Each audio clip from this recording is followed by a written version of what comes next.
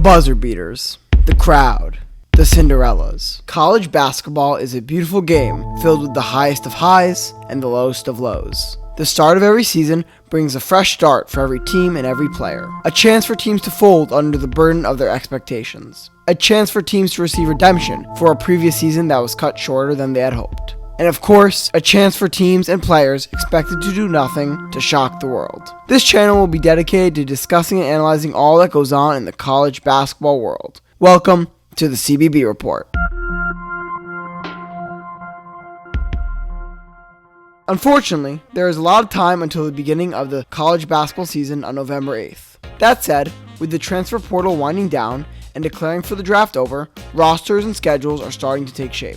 With that, let's go through each conference and rank the teams. Today, let's do our too early 2022-2023 rankings for probably the toughest college basketball conference, the Big Ten. While I love ranking teams, I do not believe it provides a clear picture for the competition levels between teams. The difference between a team I rank 7 and a team I rank 8 can be extremely marginal, and both teams can probably flip-flop on my rankings. Same goes for 3 and 4, 5 and 6, and etc, etc. That's why I created a tier list to show off different levels of competition.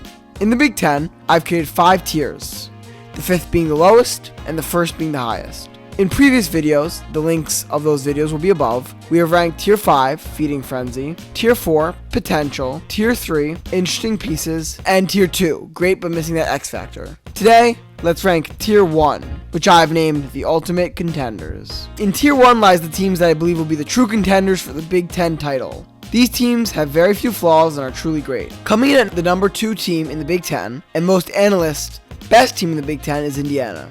There's a lot to like about Indiana. Despite an up and down season that had them in 9th with a 9-11 Big Ten record last year, first-year coach Mike Woodson showed great promise. As I talked about, I love continuity, and the core of this team is all pretty much coming back. Trayce Jackson-Davis, Xavier Johnson, and Race Thompson are all back. Indiana outscored opponents by 17.6 points per 100 possessions during the 1,061 possessions that these players were on the court together. The real reason they are number 2 is that Trayce Jackson-Davis decided to forego the draft and come back for a senior season. He is going to be in the upper echelons of centers in the Big Ten alongside Hunter Dickinson, Cliff Amore, and Zach Edey, and the star that Indiana needs. Standing at 6'9", he might not be the tallest, but don't let that deceive you. He is great inside on both defense and offense. He averaged a crazy 2.3 blocks last year and led the team with 18.1 points per game on 59% from the field. Jackson-Davis is a legitimate star that can do everything but shoot the 3 ball. Race Thompson will join Jackson-Davis in the front court. Thompson also can't really shoot the 3 ball, but he's really good at everything else. He was second on the team with a 56% field goal percentage and had 11.5 points per game. Both he and Jackson-Davis led the team in offensive rating and defensive rating. Together, they form a formidable front court duo. They already have great chemistry together, and they actually might be the best front court in the Big Ten. Miller Kopp returns to probably start the 3 again. Miller Kopp is certainly not the most athletic on the team, or the best, but he has a high basketball IQ. At 6'7", he can expose mismatches when a smaller guard tries to guard him. He's the second best 3-point shooter on the team, shooting 36.8% from 3 last year, and is absolutely lethal from the corner 3. He's important for a team that, as I will talk about in a second, can't really shoot the ball. He's also solid on defense. Starting in the backcourt will most likely be Xavier Johnson and Jalen Hood-Schifino. Jalen Hood-Schifino might be the X factor for this team. He is the 5-star recruit out of Monteverde Academy and the 22nd best recruit in the 2022 class. He is an explosive player who has the potential to be a dynamic 3-level scorer. If he can activate his full potential this year, Indiana becomes a much scarier team and probably the best team in the Big Ten. At point guard is the veteran tough-nosed Xavier Johnson, another great player that can get downhill. He was also last year the team's best 3-point shooter, shooting at a 38% clip. Johnson is also a really tough player that got 3.8 rebounds per game last year and has great vision as well, averaging 5.1 assists per game. He makes the perfect big 3 with Thompson and Jackson-Davis, as he is constantly able to find them in good spots down low.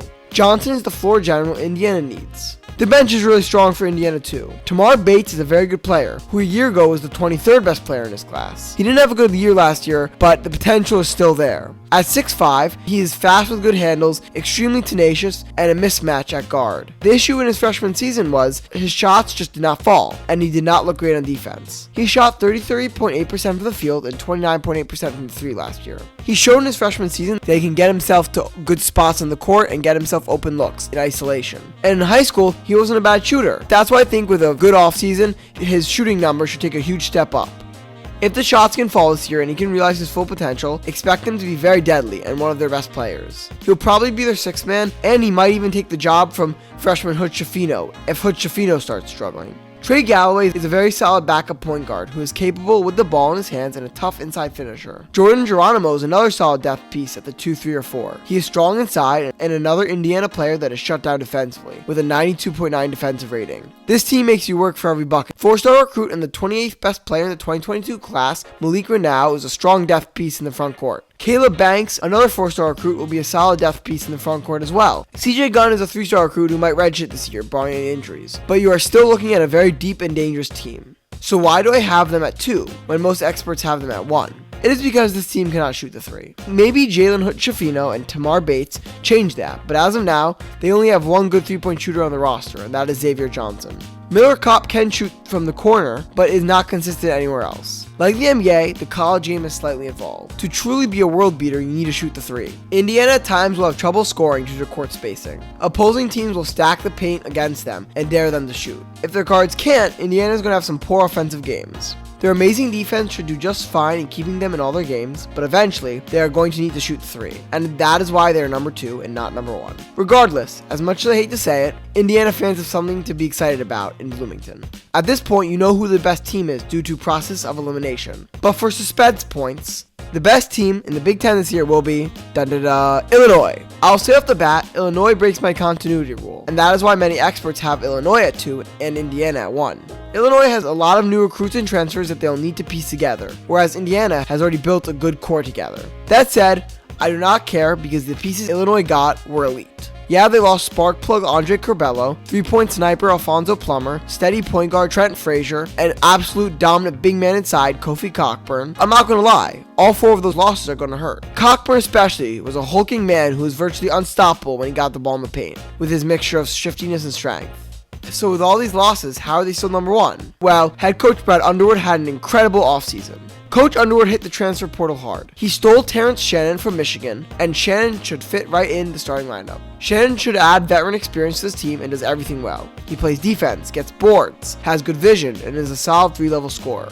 Matthew Meyer was recruited from the transfer portal to play the stretch 4 for Illinois. You probably recognize him by his fantastic mullet, but he's a great player too. Meyer actually did not have the best senior season, shooting 32% from 3 with 5 boards a game. I'm not worried though, since he should play more minutes with Illinois, get more open looks, and his career 3-point average is 35%. He can guard pretty much every position and will work perfectly for this Illinois lineup. This offense should create more open shots for him too. Starting at the 5 and 3 should be familiar faces for Illini fans. Coleman Hawkins and RJ Melendez. Hawkins showed great promise last year, and at the end of the season really came on to his own. He can play center at 6'10", but he's also super agile and can guard all 5 positions, evidenced by his 95.1 defensive rating all throughout the court. He can also play all 5 positions on offense, which gives Illinois fantastic court spacing and flexibility. For Hawkins to really be a world-class Big Ten player, he needs to work on his 3-point shot, which was only at 29.2% last year, and his turnover to assist ratio, which right now is at 1-to-1. Also, if he's going to play center, he needs to add a bit more muscle to deal with the strength of the 7-footers in the Big Ten. But Hawkins is a special player, and all those things can be worked on, and I expect to be improved during the offseason.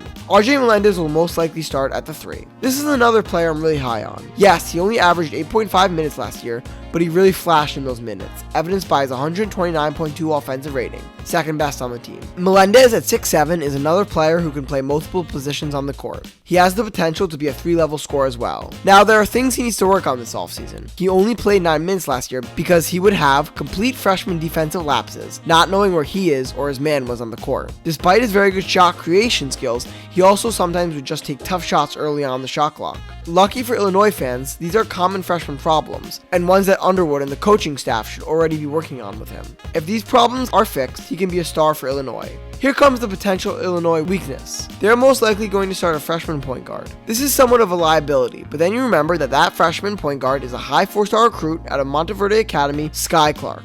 Clark is everything you want from a point guard. He can create his own shot and showed his ability to shoot in high school. He's also extremely explosive and can be an immediate scoring threat for Illinois. There's always uncertainty for freshmen, but you got to like Clark's chances to succeed in the Big Ten. Decision making might be a learning curve, but Illinois has other veterans to help him out. The Illinois bench is not as deep as Indiana's, but is still extremely elite. Dane Danja, the 6'9 Baylor transfer, should play valuable bench minutes in the front court. He is raw but very good, and if Illinois wants to go for a traditional 5, they can opt for him instead. High 4-star recruit Ty Rodgers should back up RJ Melendez. He has talent enough to start, but instead gets a bench spot to be a spark plug off the bench and learn from the other starters. Luke Good will be a solid bench piece of the two, relieving Shannon when he is tired. He can really shoot the 3 and will hustle. Not a bad depth piece for a team. This means 4-star recruit Sincere Harris will probably redshirt the season or play little minutes. 4-star recruit out of Combine Academy Jaden Epps will back up Sky Clark if he struggles. It will be an open competition for point guard, and while I am not nearly as high on him as I am on Clark, he has every chance to surpass him during the offseason, and they are pretty much the same recruiting rank. Indiana's rotation is deeper, but Illinois' depth may be better, as 3 of the bench pieces can also be starters this season. I just love this Illinois team and what Brad Underwood did this offseason. Despite losing 7-2 Kofi Cockburn, their projected starting lineup got taller. They have 3 players that can pretty much play and theoretically guard all 5 positions. Like I said about Michigan State, I like teams that can switch up their lineups and do different things. Illinois is so fluid and can attack you at many different ways. Indiana is great at what they do, but they're a bit one-dimensional. Illinois can attack you in a number of ways with a number of different lineups. Their veterans mixed with their youth can blend together well for them to make a nice run of March. The Illini's projected starting lineup theoretically have the best court spacing in the Big Ten, and if people like Hawkins and Melendez take a step up, like I confidently project them to, this can be the best team in the Big Ten and one of the best teams in the country.